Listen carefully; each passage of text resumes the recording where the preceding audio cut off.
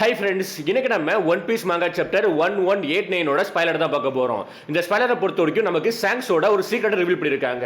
இந்த சீக்ரெட் மூலமா நமக்கு தெளிவா தெரியுது, சாங்ஸ் இருக்காம்ல அவன் ஸ்டோரியில அப்பேர் ஆகவே வந்து ஸ்டோரியை தனியால கேரி பண்ணி கொண்டு போயிட்டு இருக்கான். அண்ட் வேர்ல்ட் குரூப்போட ஸ்டாப் பண்றதுக்கு தனியால ஏகப்பட்ட விஷயங்களை வந்து செட் பண்ணிட்டு இருக்கான்னு நமக்கு தெளிவா தெரியுது. அண்ட் இதை தாண்டி பாத்தீங்கன்னா நம்ம ஈமு இருக்காம்ல, ஈமு கிட்ட வந்து ஒரே ஒரு லெஜெண்டரி சோடு இல்லவே இல்லை. மொத்தமா 19 சோடு இருக்குது. அது எல்லாமே பாத்தீங்கன்னா எங்க இருந்து வருதுன்னா வந்து அந்த எம்டி த்ரோன் இருக்குடா, அது எம்டி த்ரோனுக்கு முன்னாடி வந்து 19 சோட வந்து குத்தி வச்சிருப்பாங்க. அந்த இடத்துல இருந்து வந்துட்டு இருக்குது. இப்படி இந்த ஸ்பாய்லர்ல இன்சேன் லூர் இருக்குது, ஷாக்கிங் ரிவீல் இருக்குது.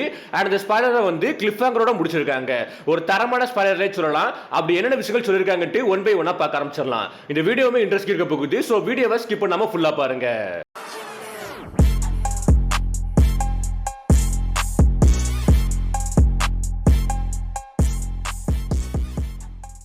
ஃபர்ஸ்ட் ஆஃப் ஆல் இந்த சாப்டரோட டைட்டில் வந்து கிங் ஆஃப் த வேர்ல்ட். இப்போதைக்கு மெயின் ஸ்டோரிக்குள்ள போறதுக்கு முன்னாடி கவர் ஸ்டோரியை பார்த்துடலாம். இந்த வீக்கோட கவர் ஸ்டோரி வந்து கொஞ்சம் ஃபன்னா இருக்குது. ஓடா வந்து அப்சல்யூட் கேஸை வந்து காமிக்கிறதுக்கு முன்னாடி வந்து ஹியூமரா ஃபன்னா வந்து கவர் ஸ்டோரி கொடுத்திருக்காரு. லைக் எப்படின்னா வந்து நாமி வந்து ரொம்பவே கோவமா இருக்கா. அண்ட் குறிப்பா வந்து லூஃபி, ஜோரோ, சாஞ்சி 3 பேருக்குமே பாடம் எடுத்துட்டு இருக்கா, லெசன் எடுத்துட்டு இருக்கா. அண்ட் 3 பேருமே வந்து மங்கியே மாறி இருக்காங்க. இப்போ சாப்டர் ஸ்டார்டிங்ல போன சாப்டர் எங்க முடிஞ்சோ அந்த இடத்துல தான் ஸ்டார்ட் பண்றாங்க. போன சாப்டர் லாஸ்ட்ல வந்து லூஃபி ஈமோவை வந்து வாய்டு சோட யூஸ் பண்ணி குத்திருப்பான். இப்போ அதே மாதிரி இன்னொரு லெஜெண்டரி சோட வெளிய கொண்டு வரான். இந்த சோடு நேம் வந்து சீ காட் சோடி. அந்த சோட யூஸ் பண்ணி கொஞ்சம் கூட யோசிக்காம, கொஞ்சம் கூட ஹெசிடேஷன் பண்ணாம வந்து திரும்பியும் லூஃபியை குத்துறான். அதாவது இப்போ லூஃபி உடம்புல வந்து 2 சோடு இருக்குது. அது 2 சோட அப்படியே எடுத்து வந்து ட்ரீல வந்து பின் பண்ணி வைக்கிறான். லைக் வந்து நம்ம ஆங்கர்ல வந்து துணியை தூக்கி போடுவோம் பாத்தீங்களா, துணியை வந்து மாட்டுவோம் பாத்தீங்களா, அந்த மாதிரி லூஃபியை பாத்தீங்கன்னா இப்போதைக்கு 2 சோட வச்சு குத்தி ட்ரீல வந்து பின் பண்ணி வச்சிருக்கான். இது மூலமா லூஃபியால வந்து ஒண்ணுமே பண்ண முடியல, ட்ராப் ஆயிட்டான்.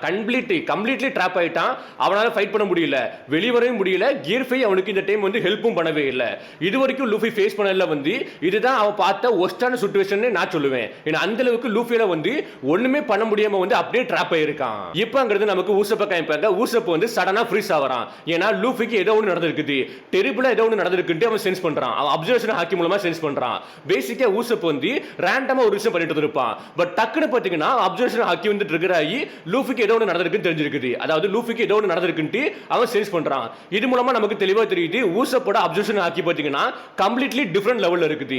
லூஃபியோட அப்சர்வேஷன் ஆக்கி விட வந்து கம்ப்ளீட்லி டிஃபரண்ட் லெவல்ல இருக்குது. எனக்கு இத பார்த்ததுக்கு அப்புறம் என்ன தோணுதுன்னா வந்து இதுக்கு அப்புறம் ஊசப்புக்கு ஏதாவது ஒரு பவர்ஸ் கொடுக்க வாய்ப்பு இருக்குன்னு தோணுது.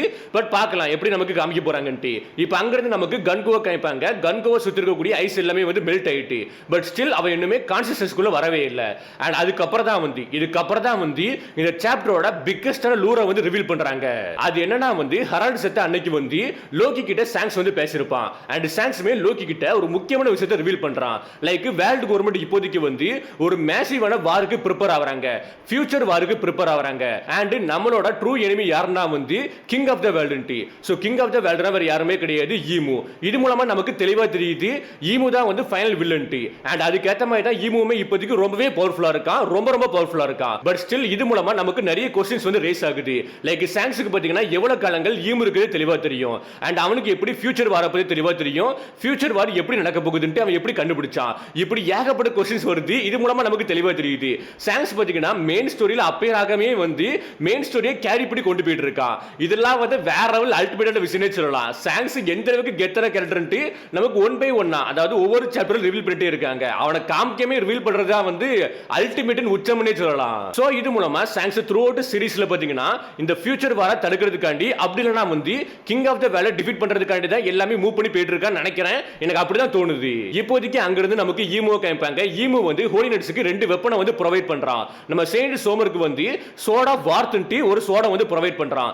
அதே மாதிரி செயின்ட் கில்லிங்கமுக்கு வந்து ஒரு ஸ்பியரை வந்து கொடுக்கறான், ஸ்பியர் ஆஃப் ஹோலி கமாண்ட்.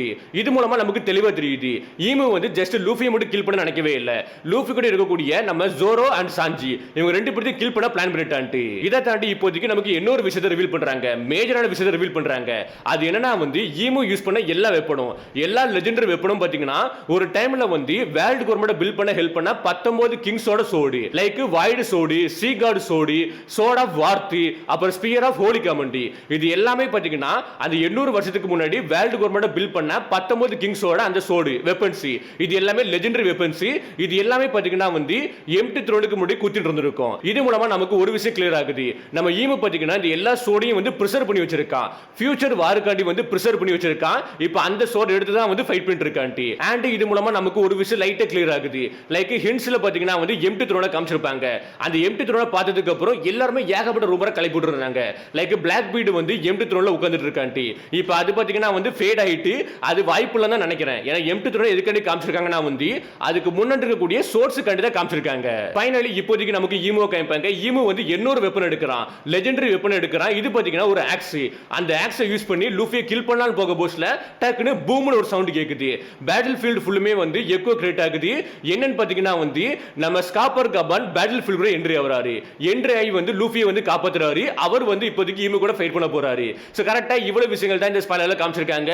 இந்த ஸ்பாயிலருமே வந்து தரமா இருந்துச்சு. இந்த ஸ்பாயிலர் மூலமா நமக்கு நிறைய விஷயங்கள் தெளிவா தெரியுது. லைக் ஈமோ பாத்தீங்கன்னா நம்ம இமேஜின் பண்ணதை விட வந்து ரொம்பவே பவர்ஃபுல்லா இருக்கான். அண்ட் குறிப்பா வந்து 19 வெப்பன்ஸையும் வந்து ப்ரிசர்வ் பண்ணி வச்சிருக்கான் ஃபியூச்சர் வாருக்காண்டி. அண்ட் சாங்ஸ்மே பாத்தீங்கன்னா வந்து ஃபியூச்சர் வார பத்தி கண்டுபிடிச்சிருக்கான். கிங் ஆஃப் தி வேர்ல்ட்னு ஒருத்தர் இருக்கிறது தெளிவா தெரிஞ்சிருக்குது. லைக் எம்டி த்ரோன்ல ஒருத்தன் உட்கார்ந்துட்டு இருக்கான்ட்டு தெளிவா தெரிஞ்சிருக்குது. இது மூலமா சாங்ஸ் த்ரூ அவுட் சீரிஸ்ல வந்து பண்ண எல்லாமே வந்து பிளான் பண்ணி பண்ணிருக்கான்னு தெளிவா தெரியுது. சும்மாவா சொல்றாங்க சாங்ஸை வந்து டெஸ்டினி சைல்டுன்ட்டு. அண்ட் லூஃபியுமே ஆல்மோஸ்ட் டிஃபீட் ஆயிட்டான். கியர் 5மே யூஸ்லெஸ்ஸா இருக்குது. அண்ட் ரோஜர் யாராவது சேர்ந்த ஸ்காப்பர் கபான் வந்து இப்போதைக்கு ஃபியூச்சர் பைரட் கிங்க காப்பாத்துறதுக்காண்டி பேட்டில் ஃபீல்டுக்குள்ள என்ட்ரி ஆயிட்டாரு. இப்படி தரமான ஒரு ஸ்பாயிலர் தான் கொடுத்திருக்காங்க. இந்த ஸ்பாயிலரை பத்தி என்ன நினைக்கிறீங்கன்னு கீழே கமெண்ட் பாக்ஸ்ல கமெண்ட் பண்ணுங்க.